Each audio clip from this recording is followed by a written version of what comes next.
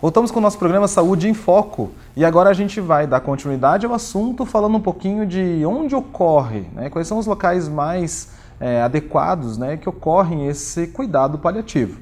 Dr. Vinícius, dentro de toda a nossos comentários e da semana, aonde que mais ocorre esse cuidado? É só hospitalar? Pode ser em casa? O que a gente pode falar para o pessoal? Então, como a gente discutiu os cuidados paliativos, eles não se restringem aos últimos dias devido aos últimos momentos. Às vezes eles duram por meses, em alguns casos duram por anos.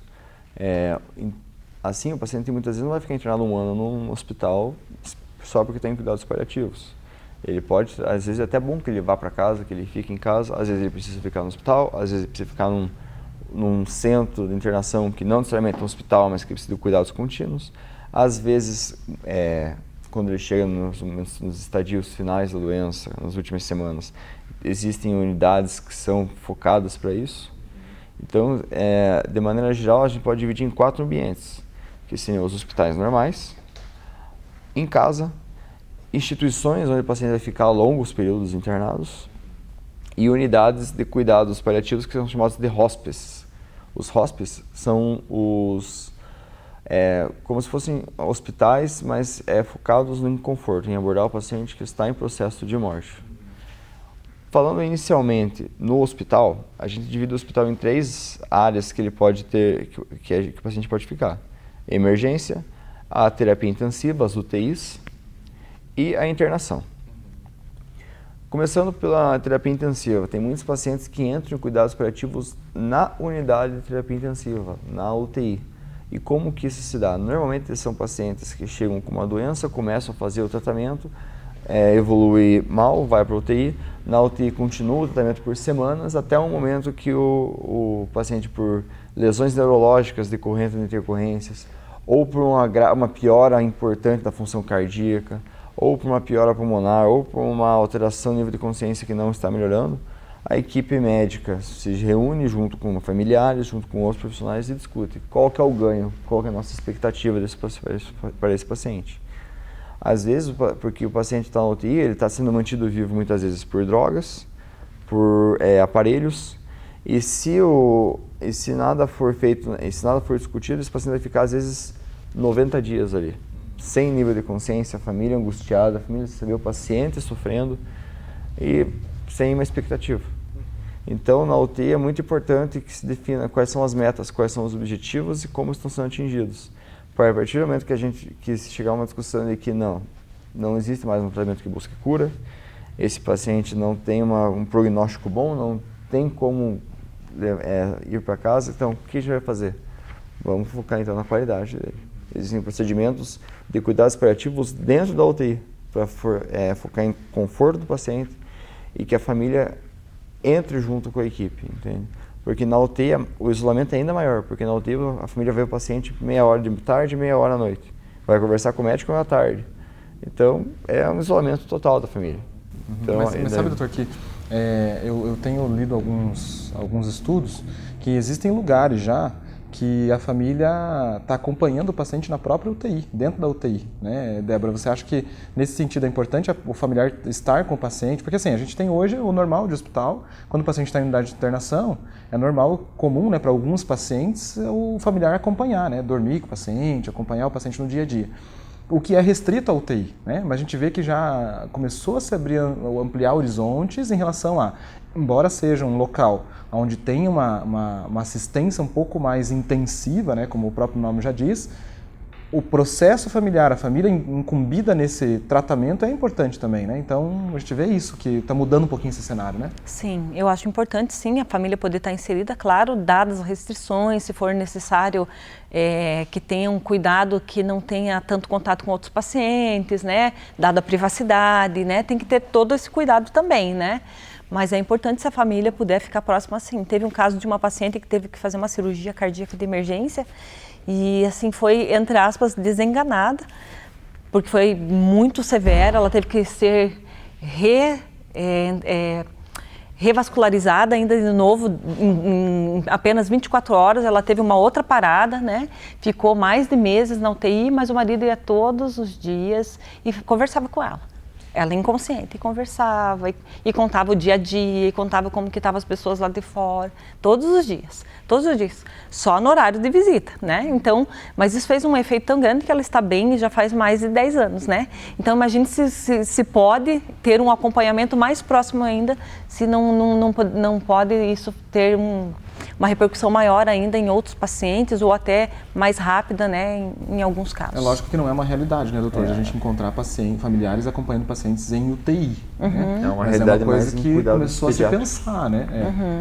Em UTIs pediátricas a gente já tem porque uma criança de 4 anos ficar sem a mãe, ela vai ficar agitada, vai ficar complicada, vai ficar nervosa, vai piorar a condição clínica dela.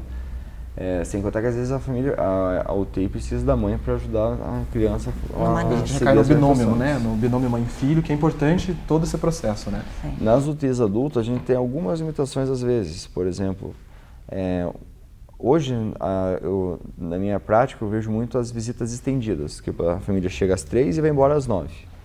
Por que tem essas restrições? Porque como a UTI é um lugar que se preocupa muito com infecção, com isolamento, claro.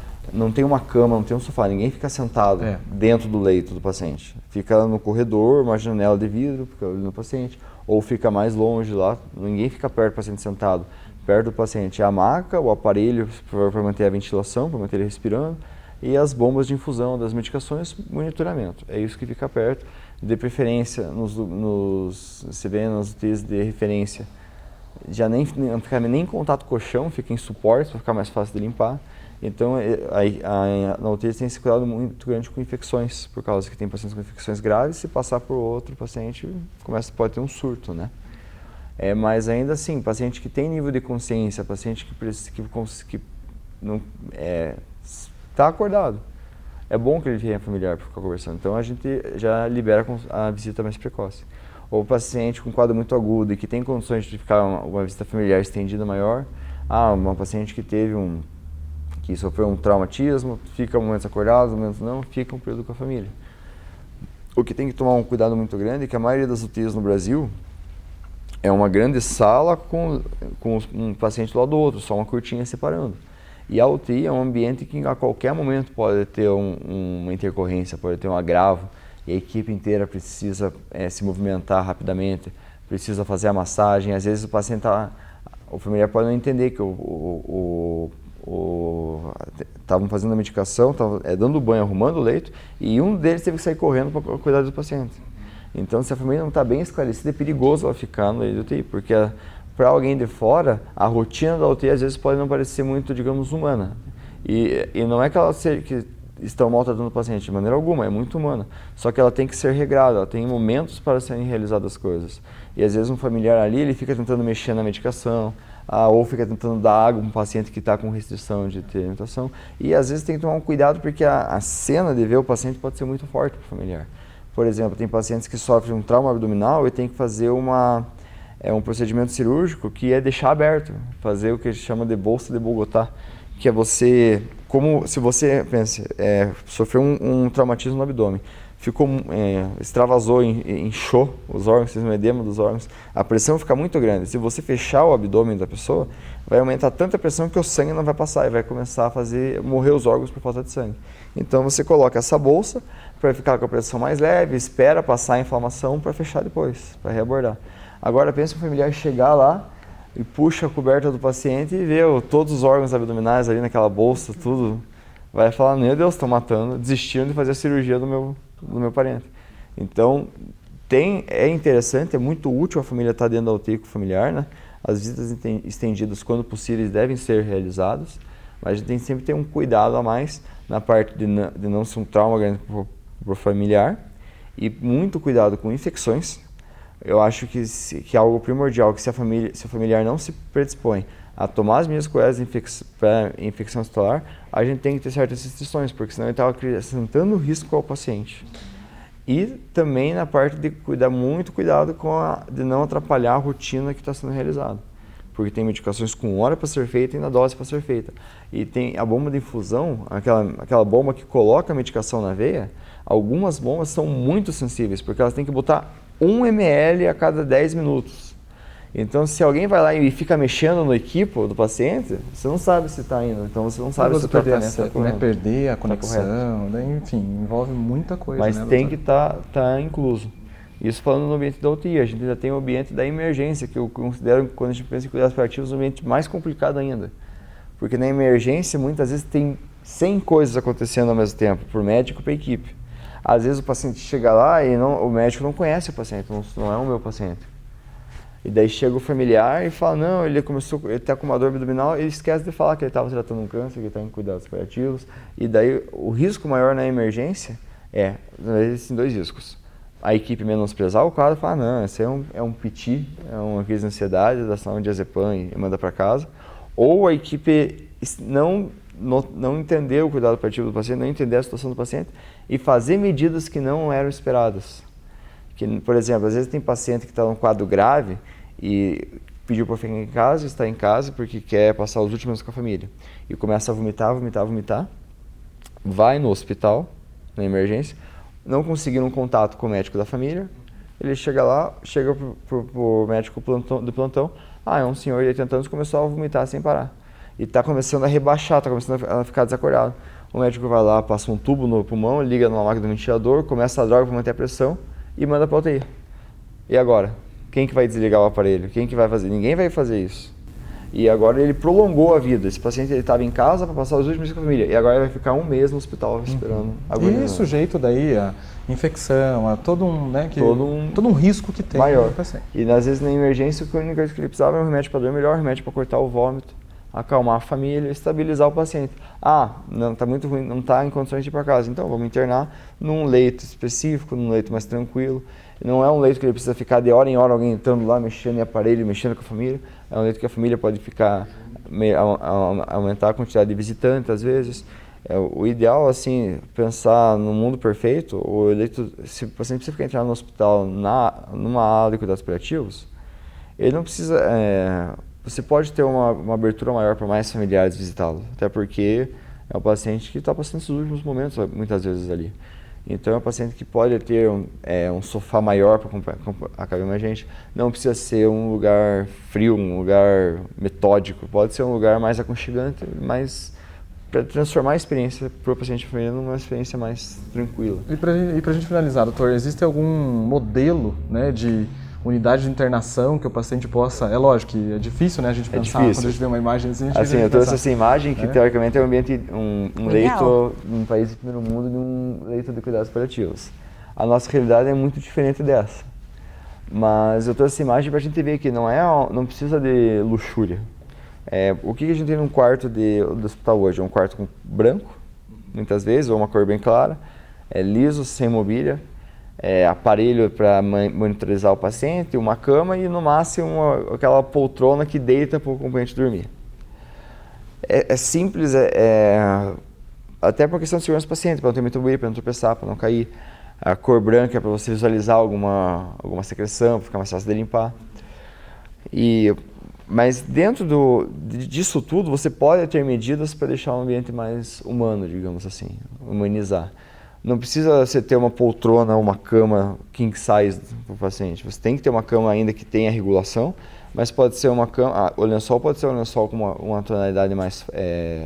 uma cor marrom, uma tonalidade mais aconchegante. O ambiente em si, você pode ter um quadro, pode ter uma televisão, um sofá para 3, 4 lugares, para quando os familiares vierem ficar um ambiente mais tranquilo, não ficar o paciente deitado e 4 pessoas em volta dele, parece que já estão velando o paciente. Parece que está velando. São medidas pequenas. Hoje a gente tem alguns hospitais particulares já isso. No SUS a gente tem uma dificuldade maior de conseguir, alguns hospitais têm. Mas não é uma medida cara, e é uma medida que humaniza, respeita mais o momento do paciente. A gente olha essa imagem, não tem uma TV de 45 polegadas, não tem uma cama king size, não tem nada. É um sofá, uma poltrona um pouquinho mais confortável, uma cama. E por que parece dar esse contraste? Por causa da cor. É difícil você pensar, nossa, é um hospital. Mas hospital. Às vezes é até bom que não pareça um hospital. Então é algo que não precisa ser em todos os leitos no hospital regular. É 1 ou 2 leitos reservado para isso. Né? Exatamente para isso. Então a gente vai dar continuidade a esse assunto no próximo programa, por isso a gente espera você para poder acompanhar o fechamento aí de todo o nosso assunto relacionado a cuidados paliativos. Lembrando a você que diariamente a gente está com a nossa programação e trazemos a todos o Minuto do Doutor, que traz muita informação aí a você e sua família. Agradecemos pela presença dos dois membros do projeto, do programa, e no próximo programa estaremos mais uma vez aí trazendo cuidados paliativos a você.